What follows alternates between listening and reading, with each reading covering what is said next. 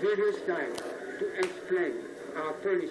It is our job to be a partner with the Cameroonian government on behalf of the Cameroon people to do everything we can to support those who suddenly find themselves very vulnerable, in great need, either for food or water, for shelter, for their health needs, or for education. Cameroon, according to the UN resident representative, will soon provide the second site to host Nigerian refugees, but with full support from the United Nations. We are benefiting from the support, a very strong support from the United Nations. Challenges come from outside which are very severe.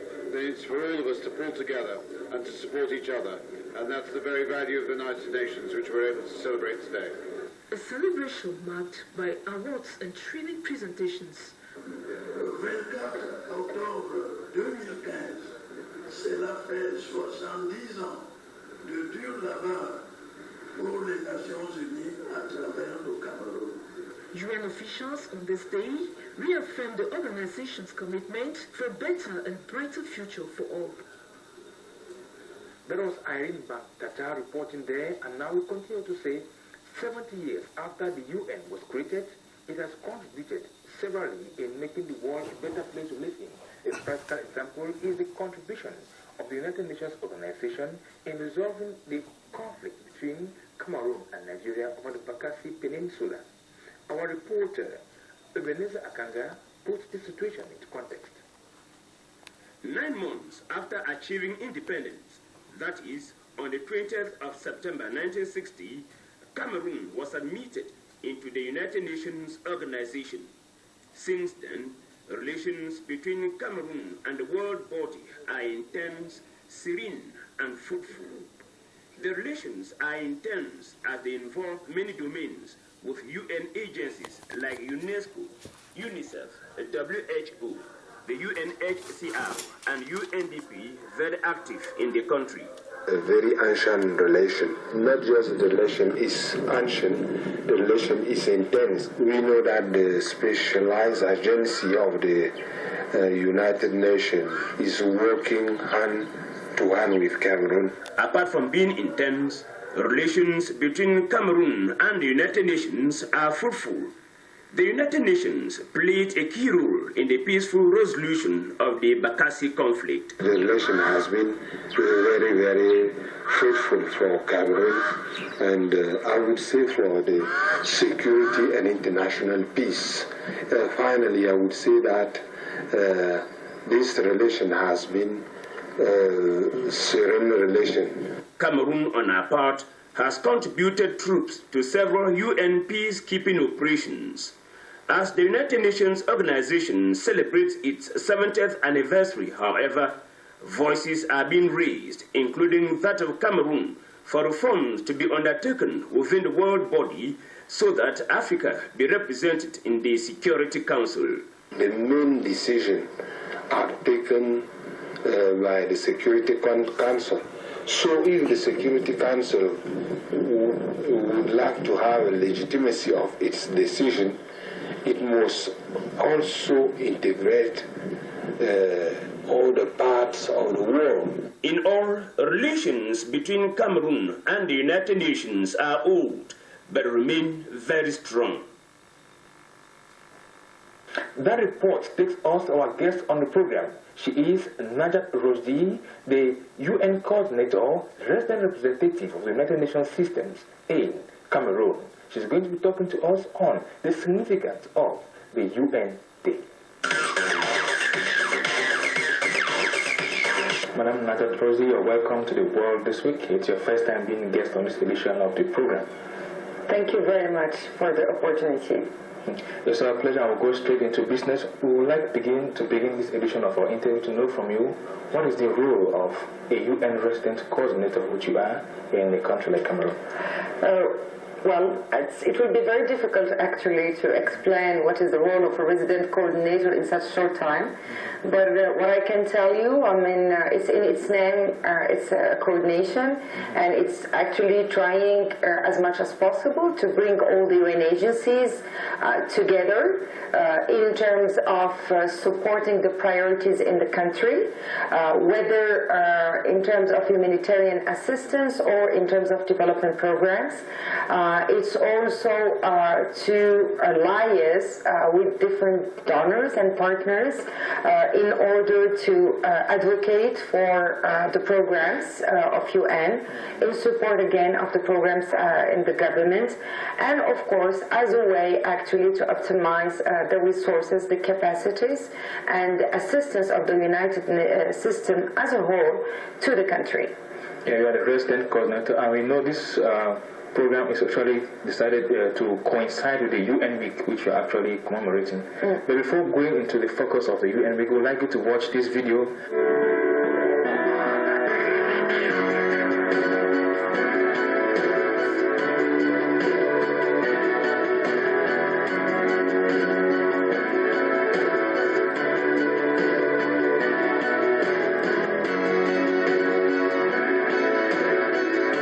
This year, around the world, we celebrate the United Nations 70th anniversary. As we look ahead, we reaffirm our commitment to build prosperity, security, and dignity for all. Strong UN, better world.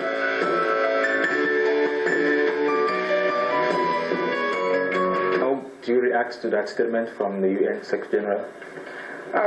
Well, I feel proud of being part of this institution, and I feel also that it's wonderful to capitalize on 70 years actually of interventions, of support, and also of efforts in keeping a world with peace and security, because that's the raison d'être of the UN, and that's why UN was created. And nowadays, in the world we are living in, the need for a more peaceful, environment and security is more than ever at the center of our actions. We know this is the UN Week. What actually is the UN actually doing to mark this week, and what is the UN Week precisely all about? Could you actually give us more precision on what the UN Week is all about? The UN Week actually is about celebrating the UN Day, which is on 24th of October.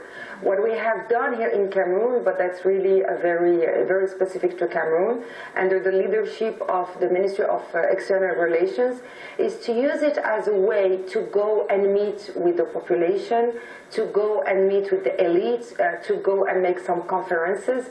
So it's not only United Nations, which is working only with the institutions, but also which is close to people, which is exactly our mandate.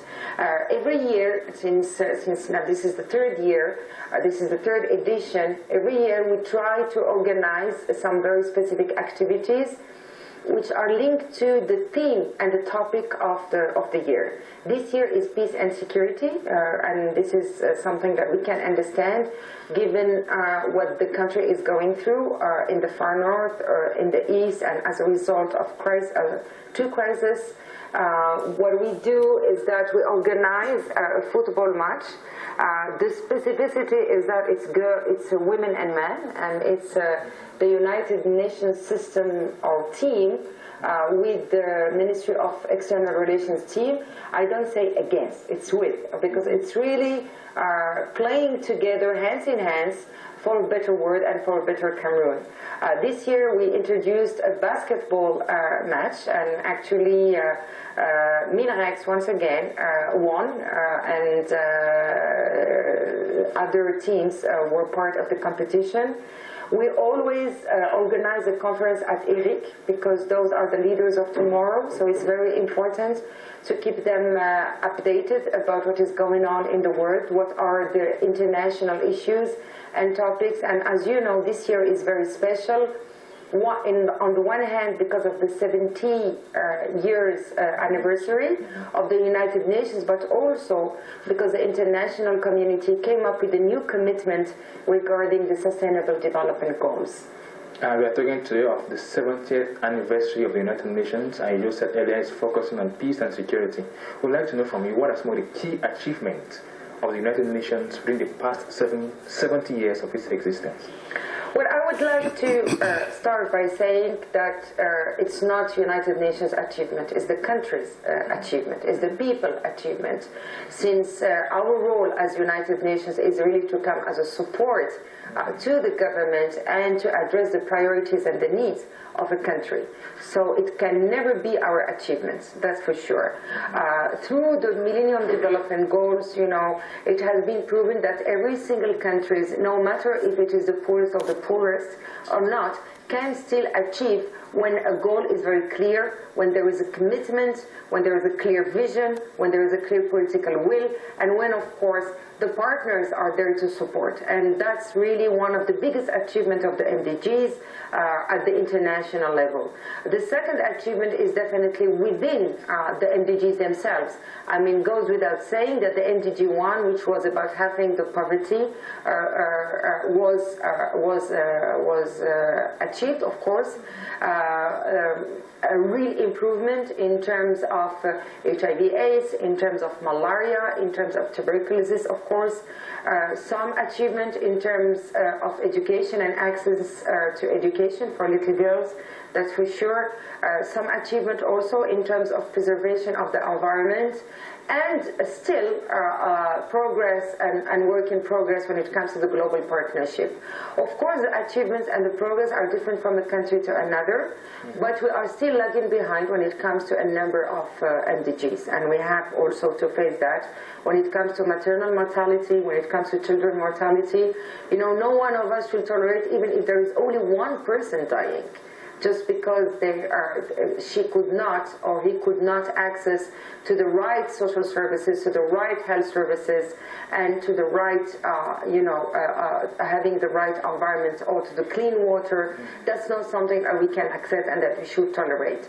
So the SDGs, the Sustainable Development Goals, are not here to say we are done with the MDGs and now we are starting a blank page. On the contrary, it is saying, as a first principle, we have to finish the unfinished business. And meaning, for example, like in Cameroon, all the MDGs that have not been achieved 100%, we need to keep addressing them, and we need to make sure that we will keep monitoring the progress. But what the SDGs brought actually, one, and that's really very important, a more inclusive process, where in the MDGs, for example, that was really the typical discussion and process between the United Nations and the government, of course. With the SDGs, voices from the civil societies were heard, voices from the youth were there, voices from the different actors and stakeholders in a country were really heard in the process. And in Cameroon, actually, we have also gone through local consultation in different regions of the country, where we could really listen and collect the opinions and the feedback and the suggestions from different actors of the society to come up with something that has a meaning, of course, and that is relevant for the country. That's the first really value added of the SDGs. The second one is that it is coming with the comprehensive approach, where you cannot address economic development alone, or social development alone, or environment issues alone. It cannot be done that way. We tried to do it the past 15 years, where we had very much a sectorial approach, and it's proven that it's not good enough. So nowadays we realize that if you have a very good economic development without having an inclusive development, meaning that the benefit of the growth of the wealth is equally and equitably distributed, then we don't consider that we have reached a sustainable development. Listening to you, it's like the MDGs failed because they were not adapted to the local realities of several countries. That's not what I'm saying. I mean, the MDGs were expressed by the government of those countries, and the commitment was done by the government, and therefore the discussion regarding its adjustment and tailoring to the needs of the countries were there. The difference is that it's not only the government who actually could express what were the needs of the countries. A different part of the societies in a country, civil society, private sector, youth groups, could also express from their point of view the future they want for their country.